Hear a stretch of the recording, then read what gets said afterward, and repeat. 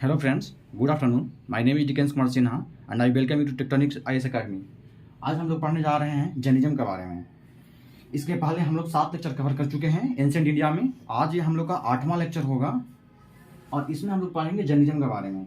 तो जैनिज्म और ये बुद्धिज्म जो हम लोग का जो रिलीजन है, ये अपने आप में बहुत ही इंपॉर्टेंट है और हर एग्जाम्स में, कोई भी एग्जाम्स में हो, बिहार का हो या यूपीएससी का हो या कोई भी सिविल सर्विस का हो या कोई भी एग्जाम्स में हो, उसमें से 1 या 2 क्वेश्चन देखने को मिलता ही मिलता है। मस्त क्वेश्चन है ये, तो इसमें ये बहुत ही इंपॉर्टेंट है। तो इसको हम लोग देखते हैं और कम टाइम में ही देखेंगे ताकि ये रिविजन पर्पज से वीडियो बनाया जा रहा है और इसमें बेसिक भी दिया जा रहा है। तो हम लोग देखते हैं जैनिज्म। तो इसमें हम लोग जो पहले ये देखते हैं कि rise of Jainism and Buddhism कैसे हुआ है। तो इसमें हम लोग देखे थे कि लेटर वैदिक पढ़े थे। तो लेटर वैदिक में पढ़े थे कि हम लोग 1000 बीसी से 600 बीसी के आसपास जब हम लोग जा रहे थे तो हम लोग देखे थे कि हम लोग का जो सोशल सोसाइटी था हम लोग का, उसमें 4 फोल्ड सोशल डिवीजन हो चुका था, जिसको हम लोग कहते हैं ब्राह्मण, क्षत्रिय, वैश्य, शूद्र। उसमें हम लोग ये देख चुके हैं कि ब्राह्मण्स में सिर्फ ब्राह्मण्स नहीं थे, ब्राह्मण्स में टीचर भी थे जो कि बाकी लोगों को वेद पाठ या अलग जो ऋग्वेद वगैरह या कि कोई और भी वेद कहा या कोई लिटरेचर है जिसके बारे में बताते थे, जो पढ़ाते थे, वो भी टीचर्स भी आते थे। तो ब्राह्मण्स में आते थे। क्षत्रिय में जो लोग रूलर थे वो आते थे, जो एडमिनिस्ट्रेशन देखते थे वो आते थे क्षत्रिय में। और वैश्य में आते थे, क्या वैश्य में आते थे कैटल हर्डर, और उसमें जो एग्रीकल्चर करते थे, जो ट्रेड करते थे, वो सब वैश्य में आते थे। और शूद्रा में क्या आते थे, जो एग्रीकल्चरल स्लेव हो गए, जो लेबरर्स हो गए, जो वर्कर्स हो गए, जो सबसे निचले तबके के लोग हो गए, वो आते थे हमारे शूद्रा में आते थे। तो ये 4 जो हम लोग का 4 फोल्ड सोशल डिवीजन था वो तो हो चुका था हम लोग का लेटर वैदिक में। और अर्लियर वैदिक में ये चीज था ऑक्यूपेशन बेसिस पे था, लेकिन जैसे ही लेटर वैदिक में जाते हैं तो लेटर वैदिक में क्या हो जाता है, ये हम लोग का ये जन्म बाई बर्थ हो जाता है कि इसमें जन्म के आधार पे डिसाइड होने लग जाता है कि कौन किस कैटेगरी में आएगा। तो हम लोग का सोशल, हम लोग का तो ये हो चुका था। और हम लोग ये भी देखे हैं कि जैसे जैसे हम लोग लेटर वैदिक में जाते हैं, हम लोग का जो क्या होता है कि जो हम लोग का जो अपना जो रिलीजन होता है हम लोग का, वो बहुत ही हार्श हो जाता है। उसमें बहुत तरह के सेक्रीफाइसेस देने की बात करते हैं। ब्राह्मण्स होते हैं वो कहते हैं कि ये छोटा छोटा मिस्टेक है तो उसमें भी ये याचना परफॉर्म करो, ये सेक्रीफाइस दो, नहीं दोगे तो भगवान रुष्ट हो जाएंगे, तुम्हारा विनाश हो जाएगा। तरह तरह के, मतलब कि इतने तरह के प्रेशर में, मतलब कि इतने तरह से लोगों को डराया जाता था कि मतलब कि उनके पास खाने के लिए कुछ अनाज नहीं है, फिर भी वो दान दे रहे हैं, दान दक्षिणा दे रहे हैं, बहुत तरह के यज्ञ परफॉर्म कर रहे हैं, बहुत तरह के सेक्रीफाइसेस दे रहे हैं। इससे लोगों का जो इकोनॉमिकल स्टेटस है और गिरते चला गया, सोशल स्टेटस और गिरते गया। जो वैश्य और शूद्र थे और नीचे चले गए, ब्राह्मण और अमीर होते चले गए। तो एक तरह से लोगों में मतलब करवाहट बढ़ गया लोगों में ना, एक तरह से मतलब कि गुस्सा भर गया लोगों में। तो वो लोग अदर अल्टरनेटिव्स की तरह ढूंढने लग गए, अदर अल्टरनेटिव्स को देखने लग गए कि कोई और ऐसा रिलीजन हो जो उनको मतलब कि एक्सेप्ट करे और उनको एक अलग पहचान दे, एक अलग सोशल स्टेटस दे। तो इसके लिए हम लोग देखते हैं कि जिस समय में जब हम लोग का जब लेटर वैदिक के बाद हम लोग देखते हैं 600 के बाद, 600 बीसी के आसपास में देखते हैं कि 62 रिलीजियस सेक्ट हम लोग का ऑरिजिन होता है। 600 बीसी के आसपास में 62 रिलीजियस सेक्ट ऑरिजिन होता है, जिसमें कि 2 मोस्ट इंपोर्टेंट होता है जो कि जैनिज्म और बुद्धिज्म होता है। ये हम लोग इसके बारे में इसलिए पढ़ रहे हैं ना क्योंकि 62 में से 2 ये है मोस्ट इंपोर्टेंट, जिसको हम लोग जान पाए। ये एक्चुअली बाकी लोगों को बाकी कंट्रीज में फैल पाया, काफी लोग इसको एक्सेप्ट कर पाए, इसलिए इसको हम लोग जानते हैं।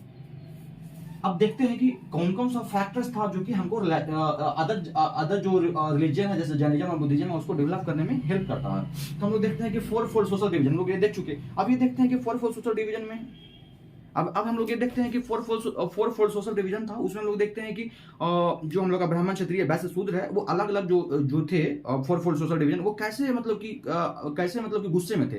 तो सबसे निचले तबके के देखते हैं तो शूद्रा को देखते हैं। तो शूद्रा क्या था, शूद्रा का स्टेटस इतना खराब था कि जहाँ कहीं अगर वेद उच्चारण हो रहा था या कहीं मंदिर वगैरह होता था तो वहाँ उसके आसपास लोगों को आने नहीं दिया जाता था। मंदिर मतलब इन द सेंस कि मंदिर बना हुआ नहीं, कहीं अगर कोई वेद का पाठ कर रहा है, कहीं एजुकेशन दिया जा रहा है तो वहां पे उसको आसपास दूर तक आने नहीं दिया जाता था। तो उन लोगों को लगता था कि मतलब कि अपने आप को बहुत ही इन्फीरियर फील करते थे, कहीं ना कहीं वो समाज से टूटे हुए महसूस करते थे, तो वो गुस्से में थे। फिर हम लोग जब बात करते हैं वैश्य की बात करते हैं, शूद्रा का देख लिया, वैश्य की बात करते हैं तो वैश्य लोग क्या था कि जितने तरह का ट्रेड था, जितना तरह का एग्रीकल्चर था, जितना तरह का कैटल रेयरिंग था, सारा वैसा करते थे। और वैसा सारा मतलब कि सोर्स ऑफ इनकम जो होता है, जो मतलब कि हमारा क्षत्रिय का जो हमारा जो रूलर होते थे, क्षत्रिय होते थे, उनका जो सोर्स ऑफ इनकम था जो एग्रीकल्चर से हो चाहे ट्रेड से हो कहीं से हो, वो कहीं ना कहीं वो हमारा मतलब कि हमारा पैसा लाते थे। और टैक्स का जो मेन सोर्स क्या, टोटल सोर्स ऑफ इनकम जो था, टैक्स कलेक्ट करते थे वो पैसा से ही करते थे। तो पैसा को लगता था कि हम लोग इतना टैक्स पे करते हैं, हम लोग इतना कंट्रीब्यूट करते हैं इकोनॉमिकल स्टेटस में किंग का, लेकिन हम लोग का सोशल स्टेटस अभी भी इंप्रूव नहीं हो रहा, हम लोग भी बहुत ही अपने आप को इन्फीरियर महसूस करते हैं। तो कहीं ना कहीं वो भी कहीं ना कहीं गुस्से में थे, इस समाज से, इस सोसाइटी से वो भी कहीं ना कहीं वो मतलब कि कनेक्ट नहीं कर पा रहे थे अपने आप को। फिर जब हम क्षत्रिय की बात करते थे, क्षत्रिय तक गुस्से में थे। उनको लगता था कि मतलब कि हम लोग सारा फाइट हम लोग करते हैं, सारा युद्ध हम लोग जीतते हैं, हर चीज हम लोग संभालते हैं, पूरा कंट्री को, पूरा स्टेट को हम लोग देखते हैं। और उसके बाद ब्राह्मण्स आते हैं जो हम पे मतलब कि सुपीरियर अपने आप को सुपीरियर महसूस करते हैं, वो उनके सामने हम भी इन्फीरियर महसूस करते हैं, क्योंकि कहीं ना कहीं ब्राह्मण्स अपने आप को सुपीरियर उसमें महसूस मतलब कि रखते थे। वो पूजा पाठ कराते थे, वो मतलब कि गाइड करते थे राजा को कि तुम ऐसे करो ऐसे करो। तो क्षत्रिय भी एक तरह से मतलब कि गुस्से में थे। तो ये सब था कि फोर सोशल डिवीजन था, उसमें ब्राह्मण्स को छोड़ करके बाकी जितने भी सोसाइटी के लोग थे, क्षत्रिय वैश्य शूद्र, सारे इससे कहीं ना कहीं नाराज थे, इस सोसाइटी से, मतलब इस जो प्रॉपर वैदिक जो कल्चर था, इससे कहीं ना कहीं वो मतलब उससे सेटिस्फाइड नहीं थे। तो ये एक मेन फैक्टर था। इस कारण से तो जो जैनिज्म और बुद्धिज्म को दोनों जो फाउंडर है वो क्षत्रिय थे। जैनिज्म फाउंडर हम महावीर स्वामी देखेंगे या बुद्धा देखेंगे तो दोनों क्षत्रिय से ही आए थे, दोनों कहीं ना कहीं किसी राजा के बेटे थे, वो निकल कर आए थे इसको जो मतलब जो रिफॉर्म जो लाए हैं। फिर हम लोग देखते हैं वैदिक प्रैक्टिसेस हर्डल कैसे बना है एग्रीकल्चर में।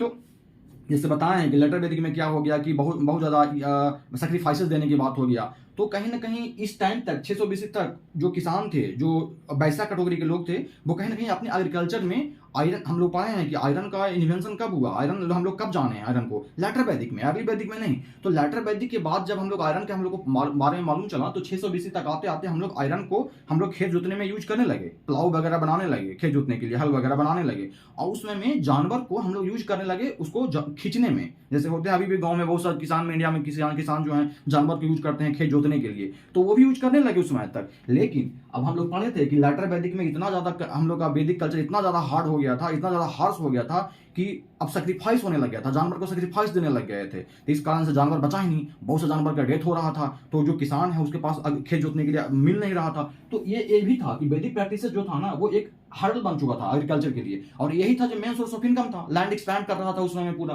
तो एक मेन सोर्स ऑफ इनकम ये भी, एक मेन कॉज ये भी था।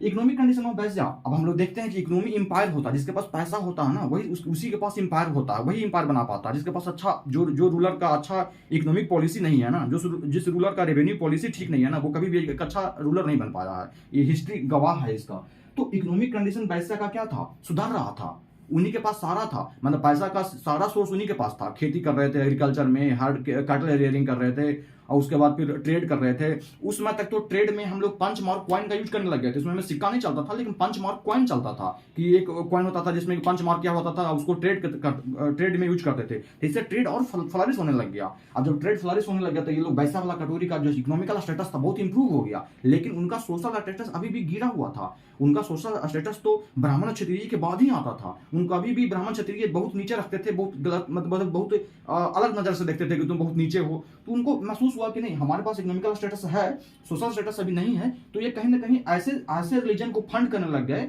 जो कि इनको एक अलग सोशल पहचान दे सके। तो इसमें जो आया जैनिज्म, बुद्धिज्म और भी अलग अलग रिलीजन आया, इसको पैसे देकर के फंड करने लग गए, तो ताकि उन लोग का प्रमोशन हो सके, उनको सोसाइटी एक्सेप्ट कर सके, ताकि इनका भी सोशल स्टेटस इंप्रूव हो सके। ये सब मतलब कि ये काफी डिटेल में बता दिया ताकि इससे कनेक्ट हो पाए।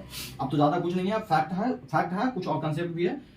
जैसे जैनिज्म को फॉलोअर होता है उसको जैनाज बोलते हैं, उसको रिलीजियस जो टीचर होते हैं उसको तीर्थंकर बोलते हैं। और तीर्थंकर मतलब क्या होता है कि जो किसी को निर्वाण प्राप्ति में हेल्प करे, निर्वाण के रास्ते पे जाने में हेल्प करे, वो उसको बोलते हैं जो सल्वेशन अचीव करने में हेल्प करे। अब हम लोग देखते हैं कि तीर्थंकर, तो जैनिज्म में ऐसा माना जाता है कि 24 तीर्थंकर हुए हैं, उसमें 24वें जो है महावीर स्वामी हैं। तो हम लोग देखते हैं कि इसमें से 24 तो नहीं पूछेगा और याद भी नहीं रहेगा, तो मोस्ट इंपोर्टेंट जो एग्जाम में पूछता है वो देखते हैं। पहला पूछता है कि पहला तीर्थंकर कौन है, तो ऋषभ देव हमारा थे। सेकंड कौन थे, अजीतनाथ थे या अजीत थे।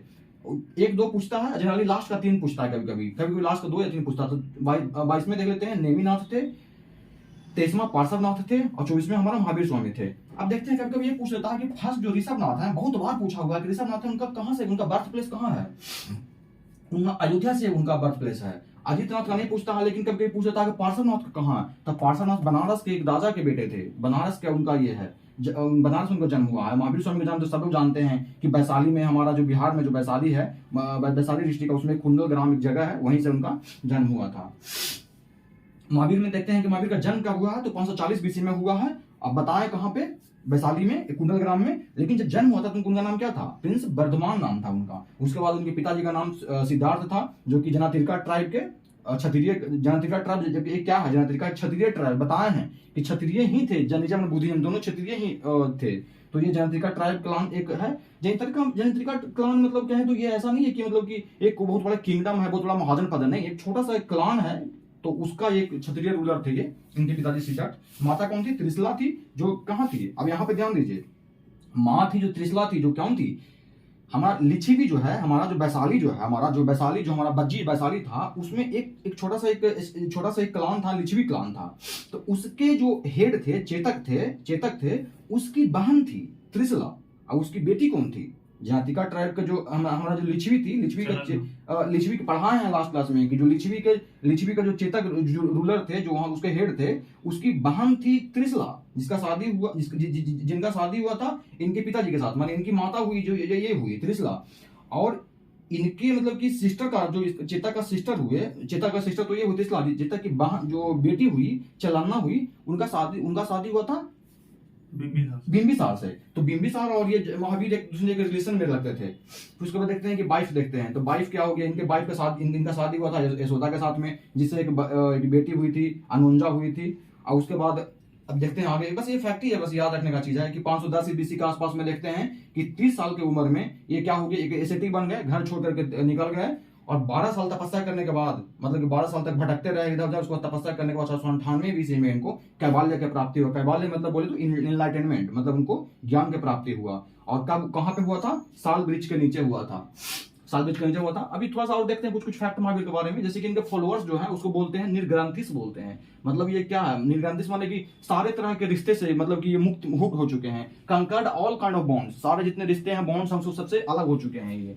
आज को बाद में निर्ग्रंथ को बाद में क्या बोलते हैं, जैनास बोलते हैं। अब जैनास यही जैनास है जो जैन को फॉलो करते हैं, वही जैनास है। तो शुरू में इनको निर्ग्रंथिस बोलते थे, बाद में आकर के इनको जैनास बोलने लगे, जो जैन को फॉलो करते हैं उनको जैनास बोलने लग गए। अच्छा, कभी कभी ये पूछता है कि महावीर स्वामी का और भी अलग अलग नाम से जाना जाता है, जैसे इनको जितेंद्रिया बोला जाता है। जितेंद्रिया मतलब क्या, सारे इंद्रियों को जीतने वाले।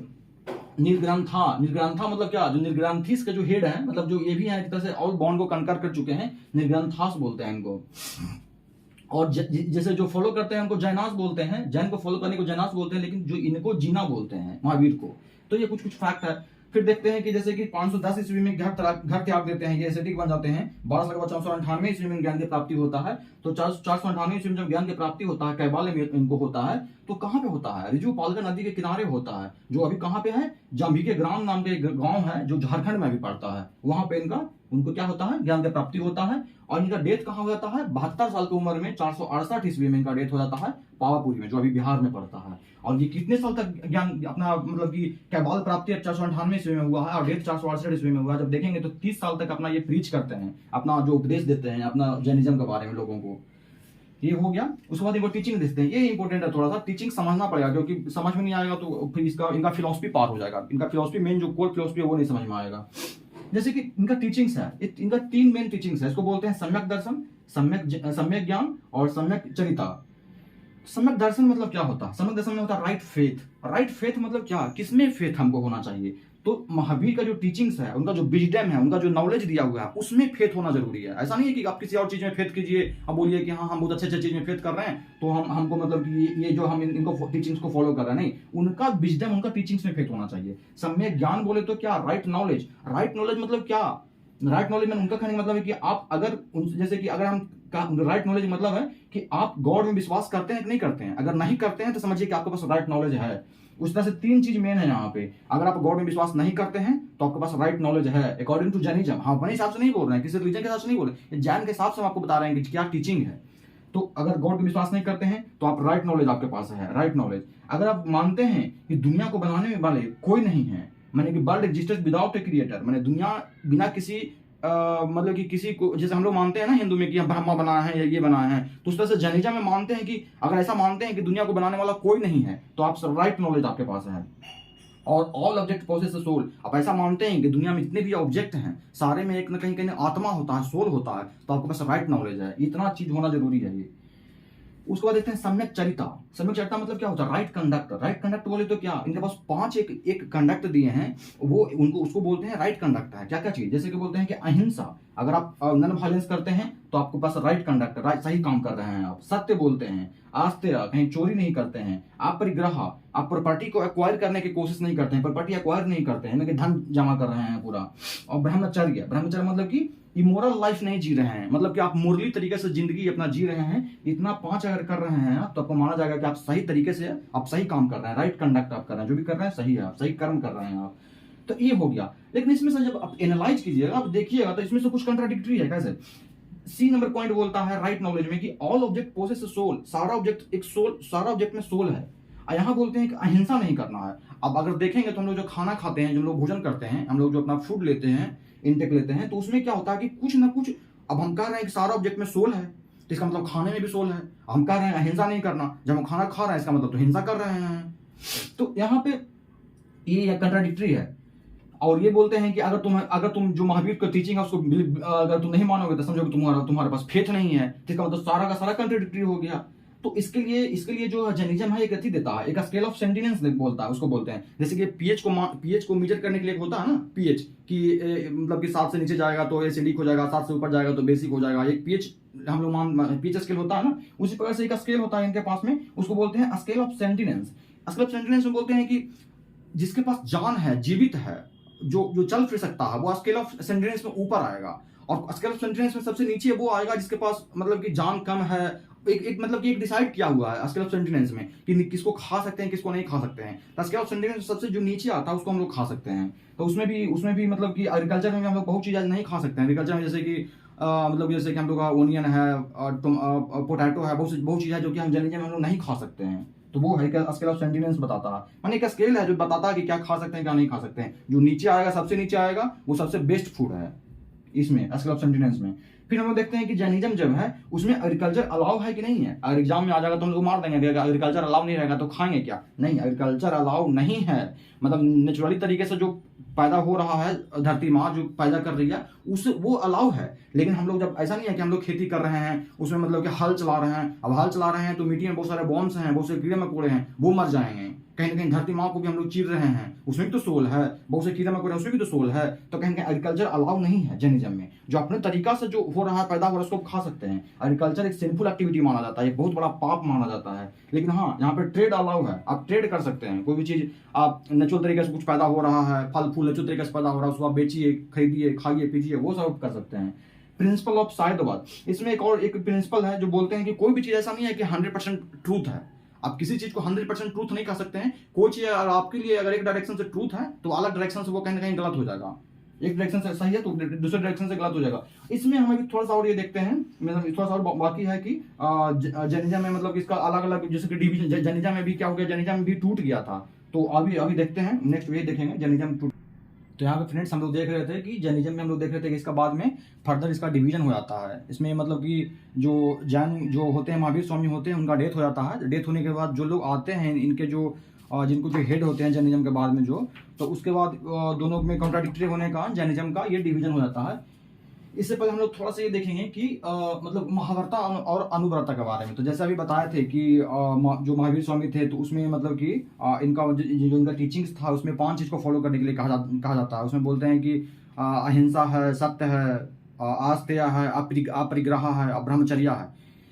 तो इसमें से जो मतलब कि अगर कोई मॉन्क है और ये सारी चीज़ों को फॉलो कर रहा है, जो पंच महाव्रता दिया हुआ है, जो हमारा जो इतना पंच महाव्रता है, इसको अगर कोई मॉन्क को अगर फॉलो कर रहा है तो उसको बोलेंगे महाव्रता बोलेंगे। लेकिन कोई अगर सोशल जो नॉर्मल जो लेमन है, जो हम लोग जैसे हम आप और कोई भी अगर कोई भी सिटीजन है जो फॉलो कर रहा है तो उसको अनुव्रता बोलेंगे। तो यही डिफरेंस है महाव्रता और अनुव्रता में। महाव्रता में होता है कि एकदम हार्ड लाइन पे फॉलो करना होता है, एकदम बहुत ही मतलब कि स्ट्रिक्टली फॉलो करना होता है। और अनुव्रता में होता है कि थोड़ा सा ढिलाई ले सकते हैं आप उसमें, लेकिन मतलब कि फॉलो तो करना है, बट वो जो हम आप अगर फॉलो कीजिए उसको अनुव्रता बोला जाएगा और उसमें थोड़ा सा ढिलाई रहता है वो। तो महाव्रता अनुव्रता हो गया। और जो हम लोग देखे थे कि 23rd जो हमारे जो तीर्थंकर थे वो पार्श्वनाथ थे। तो पार्श्वनाथ का एक्चुअली हम लोग देखे थे कि उनका जन्म बनारस में हुआ था। बनारस के प्रिंस थे वो जो पार्श्वनाथ थे। तो उनका एक्चुअली डेथ जो हुआ था, वो जो उनका डेथ हुआ था वो सम्मेत शिखर पे हुआ था। सम्मेत शिखर को पार्श्वनाथ शिखर भी बोला जाता है। ये एक्चुअली झारखंड में एक जगह है गिरिडीह, झारखंड में गिरिडीह जगह है, गिरिडीह डिस्ट्रिक्ट है, वहीं पे एक सम्मेत शिखर है, उसी पे उनका डेथ हो गया था। तो वो है, ये बता दिए फैक्ट के रूप में। और एक चीज और इंपॉर्टेंट है कि जो पंच महाव्रता है, जो महाव्रता जो दिया गया है, अहिंसा, सत्य, परिग्रह और जो हमारा जो है आस्तेय जो है, ये 4 जो है वो दिया हुआ है पार्श्वनाथ के द्वारा दिया हुआ, जो 23rd तीर्थंकर थे। जो लास्ट का जो ब्रह्मचर्या जो है जो जोड़ा गया है वो महावीर स्वामी के द्वारा जोड़ा गया। तो बस ये याद रखिएगा, फैक्ट के रूप में एग्जाम में पूछ लेगा तो कंफ्यूज नहीं होना है, वो हो गया। उसके बाद ये बहुत बार पूछता है कि जो हमारे जो महावीर स्वामी थे, जो किस लैंग्वेज में आपने जो उपदेश जो दिया करते थे, किस लैंग्वेज में बहुत सारा बुक लिखा गया है। तो ये जनरली जो हमारा जो महावीर स्वामी का जो जैनिज्म है उसमें जनरली प्राकृत लैंग्वेज में हम लोग का बुक्स वगैरह जो टेक्स्ट वगैरह लिखा गया है जो मिलता है, और जो अपने उपदेश देते थे वो प्राकृत लैंग्वेज में दिया करते थे। उसके बाद देखेंगे कि जब महावीर स्वामी को जो ज्ञान की प्राप्ति हुआ, जो इनको कैवल्य की प्राप्ति हुआ जो इनको, तो ये जब टीचिंग्स दिए तो पहला बार में ये 11 लोगों को एक साथ में टीचिंग्स दिए थे, जो ब्राह्मण रिलीजन को फॉलो करते थे, ब्राह्मणिकल रिलीजन को फॉलो करते थे। वैसे 11 लोग थे जिसको ये पहली बार टीचिंग दिए थे, और वो लोग जैनिज्म में कन्वर्ट हो गए मतलब इनसे ज्ञान लेने के बाद में। तो उनको क्या बोला जाता है कि इनके 11 क्लोज डिस्पल्स माना जाता है, इनके शिष्य माना जाता है, जिसको कि गंधर्व बोलते हैं या गंधार्स बोलते हैं। कहीं कहीं गंधार्स दिया जाता है, कहीं कहीं गंधर्व दिया जाता है। तो ये जो इनका टीचिंग्स मिलता है, जो गंधार्स लोग होते हैं, वो मतलब कि बाद में आकर के क्या ये लोग सब मिलकर के क्या बनाते हैं, एक संघ बनाते हैं। संघ मतलब कि ये जो हमारा जो जैनिज्म है उसको आगे प्रीच करने के लिए, अपने उपदेश को आगे फैलाने के लिए, अपने जैन को आगे फैलाने के लिए एक संघ बनाते हैं, जिसमें कि मेल और फीमेल दोनों को अपने रखते हैं। ऐसा नहीं है कि सिर्फ मेल, क्वेश्चन पूछ देगा कि इसमें सिर्फ संघ में सिर्फ मेल रहते थे, फीमेल को स्ट्रिक्टली माना था, ऐसा नहीं है। फीमेल को भी अलाउड था, और फीमेल का नंबर बहुत ज्यादा था। तो ये है, ये याद रखना है बस ये। और कि जो गंधर्व थे, जो गंधार थे, तो उसमें एक्चुअली इन्हीं पे मतलब कि महावीर स्वामी थे, सोचे थे कि अगर हमारा डेथ हो जाएगा तो यही जो 11 लोग हैं सपोज आगे जाकर के हमारा अति को बढ़ाएंगे, हमारा जो जैनिज्म है उसको आगे बढ़ाएंगे। लेकिन क्या होता है कि जब महावीर स्वामी का जब डेथ होता है हमारा 468 के आसपास में, तो क्या होता है कि उनसे डेथ के पहले ही इसमें से 10 लोग मर जाते हैं, 10 लोग का डेथ हो जाता है पहले ही। तो लास्ट बचते हैं, उनका नाम रहता है आर्य सुधर्मन रहता है उनका नाम। तो सुधर्मन ओनली रहते हैं जो सर्वाइव करते हैं महावीर के डेथ के बाद, ये होता है। उसके बाद फिर सुधर्मन के बाद फिर और भी आते हैं जो जैनिज्म के जो संघ रहता है उसके हेड होते हैं। तो फिर करते करते करते जब हमारे चंद्रगुप्त मौर्य जिस समय रूल करते हैं हमारा मगध में, उस समय में भद्रबाहु होते हैं। अब यहाँ से स्टोरी आएगा कि कैसे डिवाइड होता है। तो जो ये भद्रबाहु होते हैं ना, एक बुक लिखते हैं, जैन का एक टेक्स्ट लिखते हैं, उसका नाम रहता है कल्पसूत्र। पूछता है कल्पसूत्र का लेखक कौन है, ये भद्रबाहु ही है जो संस्कृत में लिखे हैं, ये भी याद रखना है। और क्या होता है ना कि 4th सेंचुरी के एंड में क्या होता है, लास्ट जब होता रहता है ना, तो मतलब 200 ईस्वी के बाद, महावीर के डेथ के 200 ईस्वी बाद करीब 4th सेंचुरी में क्या होता है कि एक बहुत बड़ा फेमाइन आता है गंगा वैली में, गंगा के आसपास में, जो हमारा जो बिहार के आसपास में है, बहुत बड़ा फेमाइन आता है, अब बहुत बड़ा सुखाड़ आ जाता है। तो क्या होता है ना कि भद्रबाहु जो होते हैं उसके साथ साथ बहुत सारे जो मॉन्क्स होते हैं जैनिज्म के, और चंद्रगुप्त मौर्य भी साथ में ये लोग माइग्रेट कर जाते हैं। ये लोग माइग्रेट करते हैं, माइग्रेट करके कहाँ जाते हैं, कर्नाटका जाते हैं। कर्नाटका में एक जगह है उसको बोलते हैं श्रावणबेलगोला बोलते हैं, वहां पे लोग माइग्रेट कर जाते हैं, वहीं पे अपना रहते हैं, वहीं पे अपना प्रचार प्रसार करते हैं, अपना जैन का और अपना रिलीजन फॉलो करते हैं। लेकिन वहां पे 12 साल के बाद जब उनको लगता है कि अब यहाँ पे जो है खत्म हो चुका है, अपना जो यहाँ जो ड्राउट था खत्म हो चुका है, फेमाइन खत्म हो चुका है, तब ये लौटते हैं, वापस लौटते हैं। तो क्या देखते हैं, जो भद्रबाहु जो लौटते हैं तो देखते हैं कि ये लोग तो एक्चुअली क्या है कि अभी जो पंच महाव्रता बताए उसमें एक है कि क्या है, एक अपरिग्रह भी है, जिसमें कि कोई प्रॉपर्टी अक्वायर नहीं कर सकते हैं। अब जब ये लौटते हैं तो देखते हैं स्थूल भद्र को देखते हैं, तो पूरा कपड़ा पहना हुआ है भाई, व्हाइट का एकदम पूरा कपड़ा लपेटा हुआ है, एकदम पूरा धोती जैसा पूरा व्हाइट का। तो बोलते हैं कि तुम ये क्या करके रखे हो, तुम हमारा धर्म भ्रष्ट करके रखे हो। हमारा जो जैनिज्म है उसमें लिखा गया है, पंच महाव्रता में एक महाव्रत ये भी है कि हम लोग कोई प्रॉपर्टी अक्वायर नहीं करेंगे, अपरिग्रह, कोई प्रॉपर्टी अक्वायर नहीं करेंगे। लेकिन तुम अगर ये कपड़ा लपेट रहे हो इसका मतलब क्या है, ये भी तो एक प्रॉपर्टी ही है ना जो तुम अक्वायर कर रहे हो। आजकल तो क्या है, नया नया शूज, नया नया फैशन, नया नया डिजाइन, जीन्स पैंट, ये सब क्या है, ये प्रॉपर्टी ही है जो तुम अक्वायर कर रहे हो। ये बोले कि तुम धर्म भ्रष्ट कर रहे हो। स्थूल भद्र बोलते हैं धर्म हम भ्रष्ट नहीं, धर्म तो तुम भ्रष्ट कर रहे हो जो नंगे घूम रहे हो इधर उधर। ये बोलते हैं भद्रबाहु को, तो दोनों में क्लैश हो जाता है। तो भद्रबाहु बोलते हैं कि हम तो रियल फॉलो कर रहे हैं जैनिज्म, लेकिन तुम तो जैनिज्म से हट गए हो। जो महावीर स्वामी जो हमारा जो प्रीच करके गए हैं, उनके जो फॉलो, उनके जो और भी जो हमारा तेज तीर्थंकर थे, जो हमारा जो नॉलेज दिए हैं, उससे तुम अलग हो गए हो। दोनों में कंट्राडिक्टरी हो जाता है, तो दोनों बोलते हैं कि ठीक है, एक काम करते हैं, एक हम लोग क्या करते हैं कि एक काउंसिल बुलाते हैं, जितना भी महावीर का जितना भी फॉलोअर्स, उनको एक काउंसिल बुलाते हैं, और काउंसिल में जितना भी महावीर स्वामी का प्रीचिंग्स है उसको मिला करके एक बुक लिखते हैं, ठीक है। उस बुक को ही फॉलो किया जाएगा और उसी पे सब लोग फिर आगे चलेंगे। ऐसा नहीं है कि उससे भटक करके चलेंगे, ताकि एक मतलब प्रयास था कि ताकि सब मिल करके साथ में आकर के जैनिज्म को बचाने का एक प्रयास था, ताकि इसमें से मतभेद ना हो। लेकिन जब पटना में ये मीटिंग हुआ 320 के आसपास में जब मीटिंग होता है ये, तो क्या होता है उसमें भद्रबाहु बॉयकॉट कर देते हैं। भद्रबाहु बोलते हैं कि अब इसमें तो कोई मीटिंग का कोई बात ही नहीं बनता, तुम मतलब इसका सारा धर्म भ्रष्ट करके रखे हो। और सच में एक्चुअली ये तो एक तो कपड़ा लपेटना और ये सब करना, तो उनका जो मेन फिलॉसफी था उससे तो अलग हो गया ना। आप परिग्रह मतलब कि उनका कहना भी सही था। तो भद्रबाहु पार्टिसिपेट नहीं करते हैं इसमें। और इसमें क्या करते हैं कि जो हमारा स्थूलभद्र थे जो कपड़ा लपेट रहे थे, व्हाइट जो थे, वो क्या करते हैं कि फाइनली उनके साथ में और बहुत लोग जो रहते हैं, मॉन्क्स वगैरह रहते हैं, 12 अंगास का कंपाइलेशन होता है, 12 बुक्स का कंपाइलेशन होता है, टेक्स्ट का कंपाइलेशन होता है प्राकृत लैंग्वेज में। किस लैंग्वेज में? प्राकृत लैंग्वेज में, याद रखना है।